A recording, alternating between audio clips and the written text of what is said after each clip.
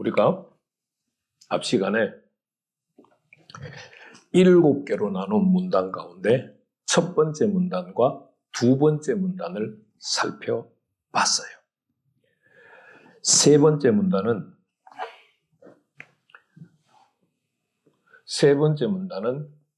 17절, 18절이에요. 12절에서 15절에서 첫 번째 문단에서 열심히 하나님을 믿는 오후 3시에 성전에 와서 기도하는 그 사람들이 무슨 일을 했어요? 아브라함과 이삭과 야곱의 하나님, 곧 우리 조상의 하나님이라고 할 때 아브라함과 야곱과 이삭의 하나님은 살아계신 하나님이라는 뜻이에요. 그리고 우리 조상의 하나님이라고 표현할 때도 우리 한글로는 우리 조상의 하나님이지만 내용의 의미는 살아계신 하나님이라는 말이에요. 살아계신 하나님이 누구를 보냈어요? 그 아이를 보냈어요. 그 아이는 거룩하고 의로운 이고 거룩한 지도자예요. 그런데 그를 누가 죽였어요? 하나님을 열심히 믿는다고 하는 유대인들이 죽였어요. 어떻게 죽였어요? 빌라도는 죄가 없다고 말하는데도 빌라도의 말을 거부하고 살인자를 놓아주기를 청해서 예수를 죽였어요. 이건 제가 앞 시간에 몇 계명을 어긴 거라고 했죠? 7계명을 어긴 것이다 라고 말씀드렸어요. 그러면 살인하지 말라라고 하는 명령, 그의 계명을 어겼으면 용서를 받을 수 있을까요? 없을까요?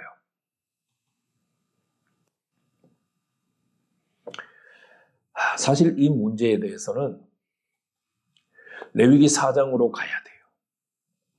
레위기 4장 말씀을 보면 한글 성경은 개발세발 번역을 했는데 히브리어 성경을 정확하게 번역을 하면 이런 의미예요. 하지 말라고 하는 계명 중에 하지 말라고 하는 계명을 부지 중에 나도 모르는 사이에 범한 것은 속죄제를 드릴 수 있다예요. 그럼 하지 말라고 하는 계명은 뭘 의미할까요? 우리가 보통 십계명이라고 할 때 하지 말라고 하는 계명이 있어요. 하지 말라고 하는 계명? 네. 살인하지 말라, 음행하지 말라, 도둑질하지 말라, 남을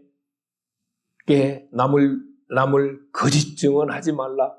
이 하지 말라고 하는 계명이 7개인가요? 8개인가요? 여러분들이 한번 살펴보시길 바라요. 그 가운데 하나라도 부지 중에 나도 모르는 사이에 어기는 거는 속죄죄를 드릴 수 있어요. 그런데 고의로 어긴 거는 속죄죄가 불가능해요. 그러면 이스라엘 백성들이 살아계신 하나님께서 보내신 그 아이를, 거룩한 지도자를 열심히 있는 기도하러 올라온 유대인들이 죽였어요. 그러면 죄를 용서받을 수 있을까요? 없을까요? 용서받을 수 없죠. 그래서 17절, 18절에서는 베드로가 죄를 용서받을 수 있는 길을 열어요. 지어내서 그 길을 여는 게 아니고 레위기 4장의 의미를 따라서 길을 열어요. 그래서 17절 말씀 보세요. 형제들아, 너희가 알지 못해서 그 살아계신 하나님이 보내신 그 아이를 죽였어. 그리고 너희들 가운데 있는 유대 종교 지도자들, 관리들도 몰라서 그 일을 했어. 고의로 한 것이 아니라 부지 중에 했어 라고 지금 설명하고 있는 거예요. 왜 설명하고 있어요? 회개할 수 있는 기회를 열기 위해서요. 구원 얻을 수 있는 길을 열기 위해서 지금 베드로가 너희가 고의로 한 것이 아니라 몰라서 했어 라고 지금 17절에서 이야기하고 있어요.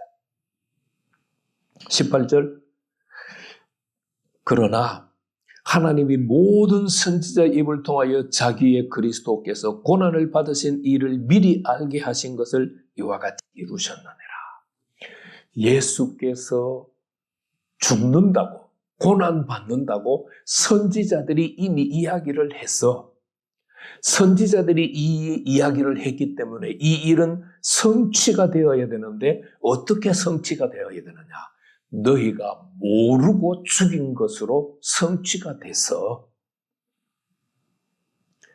그러니까 너희가 한 일이 선지자께서 고난받는다고 말했는데 너희가 그것을 깨닫지 못하고 행했기 때문에 그 아이를 죽였기 때문에 거룩한 지도자, 통치자를 죽였기 때문에 너희가 모르고 한 일이야 라고 세 번째 문단에서 설명을 해요. 그리고 18, 19절, 20절, 21절 네 번째 문단에서 19절에서 21절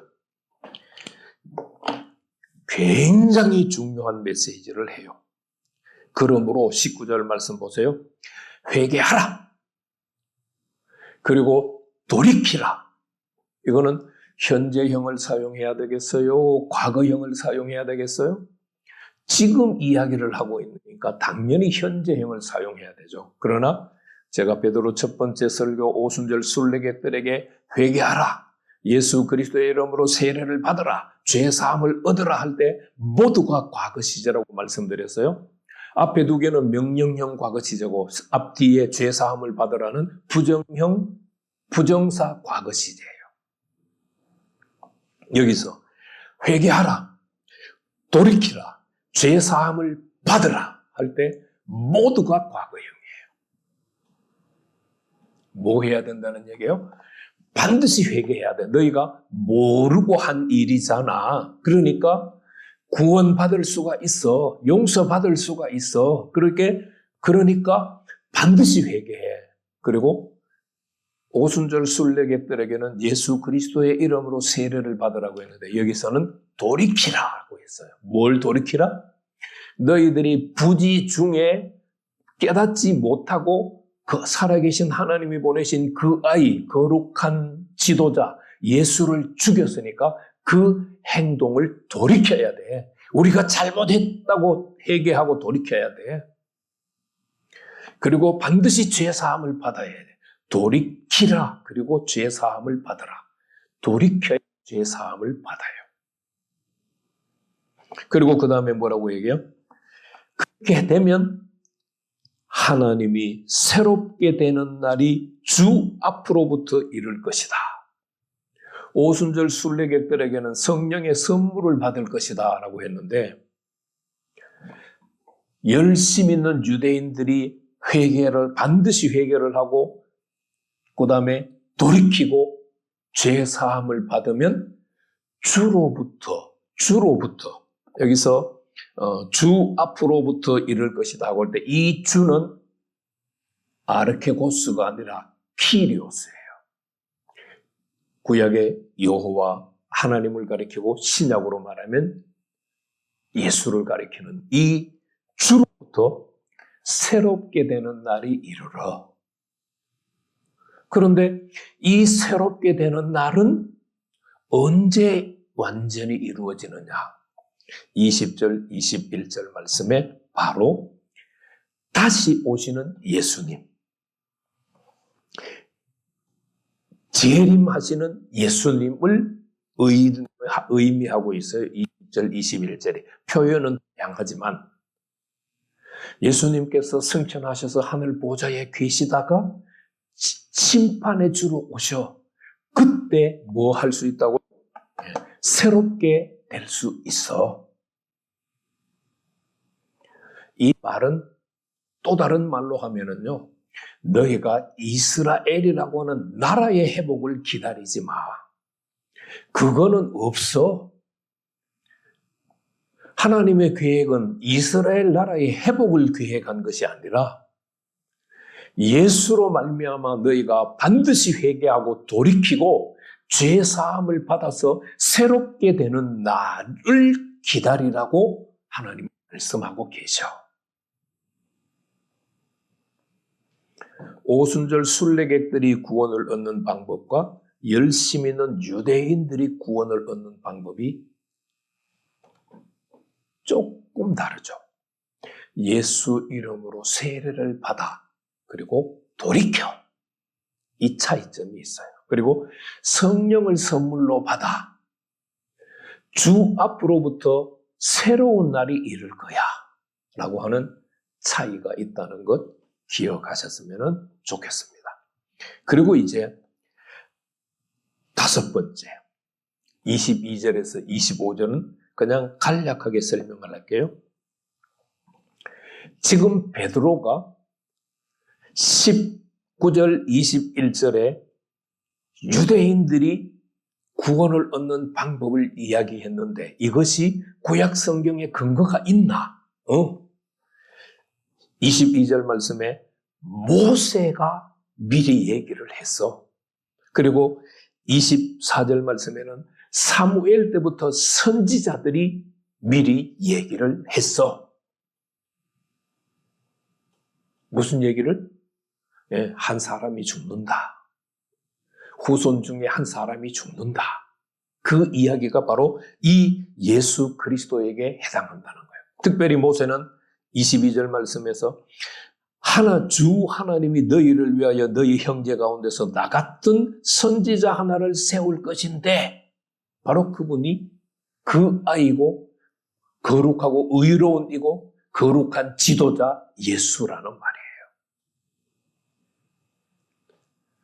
그들이 믿음의 대상이 되는 예수가 성경에 근거가 있느냐 없느냐? 구약 성경에 근거가 있어. 그거를 22절부터 25절 말씀까지 말씀을 해줘요. 그리고 26절에서 이제 설교의 결론이 될 수도 있고 아닐 수도 있지만 어쩔 수 없이 설교의 결론이 돼요. 왜냐하면 4장 1절에 가면은 베드로와 요한이 잡히기 때문에. 그래서 26절은 어쩔 수 없이 베드로의 두 번째 설교의 결론이에요. 하나님이 그 종을 세워라고 했는데 그 종이 아니에요. 그 아이를 세워. 복 주시려고 너희에게 먼저 보내셨어. 너희로 하여금 돌이켜 각각 그 악함을 버리게 하셨어. 굉장히 중요한 말이죠. 여기서 돌이켜라. 어디에서 베드로가 이야기를 했어요? 유대인들에게 구원의 방법을 제시하는 19절 말씀에서 반드시 회개해야 돼. 반드시 돌이켜야 돼. 라고 얘기했잖아요. 그래서 지금 여기서 하나님께서 그 아이를 세우셔서 너희들에게 왜 세웠느냐? 복을 주시기 위해서 세웠어.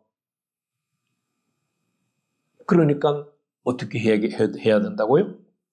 너희가 돌이켜서 알지 못하고 해했지만 그 악함을 버려야 돼. 버리게 하시려고 하나님이 그 아이를 보내셨어. 라고 지금 베드로가 설명하는 거예요. 열심히 있는 유대인들은 살아계신 하나님을 신앙하는 사람들이잖아요. 그 사람들은 살아계신 하나님이 보내신 그 아이를 누군지 깨달았어요? 못 깨달았어요? 못 깨달았어요. 그래서 죽였어요. 왜 살아계신 하나님이 그 아이를 보내셨어요? 네, 유대인들. 제가 말씀드리지 않고 지나갔지만 25절 말씀을 보면 너희가 선지자들의 자손이야. 너희가 언약의 자손들이야. 라고 베드로가 설명을 해요.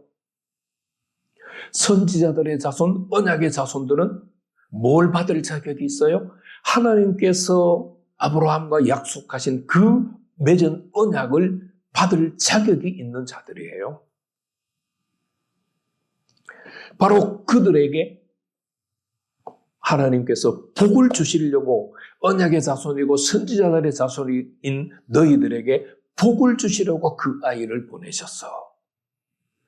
그런데 너희가 악한 마음을 가지고 모르는 가운데 행했지만 악한 마음을 가지고 행했으니까 돌이켜 바로 너희 그것을 돌이키게 하기 위해서 하나님께서 또 그 아이를 보내셨어 라고 지금 베드로가 설교를 정리하는 거예요. 그리고는 4장으로 가게 되면 갑자기 베드로와 요한이 잡혀서 감옥에 갇혀요. 그리고 4장 4절 말씀에 베드로의 두 번째 설교가 기록이 되져 나와요. 말씀을 들은 사람 중에, 그러니까 오후 3시에 성전에 기도하러 올라온 자들이 베드로의 설교를 들었잖아요. 그것을 말씀을 들은 중에 믿는 자가 많은데 몇 명이나 됐다? 남자의 수가 약 5,000명이나 되었다. 남자의 수라고 하는 표현은 첫 번째 설교에서는 베드로의 설교를 듣고 믿게 된 오순절 순례객들은 무슨 수라고 표현했어요? 신도의 수라고 번역을 했는데 혼들의 수예요. 혼들의 수. 여기서는 남자의 수가 약 5,000명이었어요. 남자의 수라고 하는 말은 유대교적인 계산법이에요. 근데 유대교적인 계산법인데 남자의 수가 5,000명이라고 하는 말을 하면서 지금 뭐를 연상시키고 있는 거예요? 예수님께서 베푸신 오병이어의 사건을 지금 연상을 시키기도 한다라고 볼 수 있어요. 구원받은 사람들이 오병이어의 사건은 천국 잔치에 참여한 남자의 수가 5,000명이었더라. 바로 베드로의 설교를 듣고 말씀을 듣고 믿게 된 사람들이, 구원받은 사람들이 5,000명이 되었더라.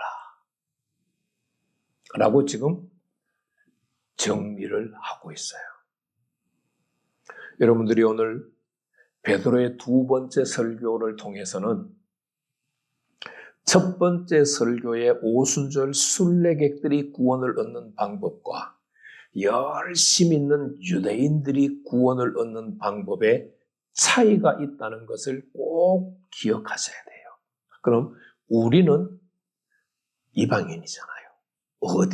어떤 믿음을 가져야 될까? 어떻게 구원 얻는 방법을 가져야 될까? 오순절 순례객들일까? 열심 있는 유대인들일까? 유대인들이 구원 얻는 방법일까를 한번 생각해 보시고 여러분들이 그 말씀을 따라서 구원 얻는 길을 걸어갈 수 있기를 축복합니다.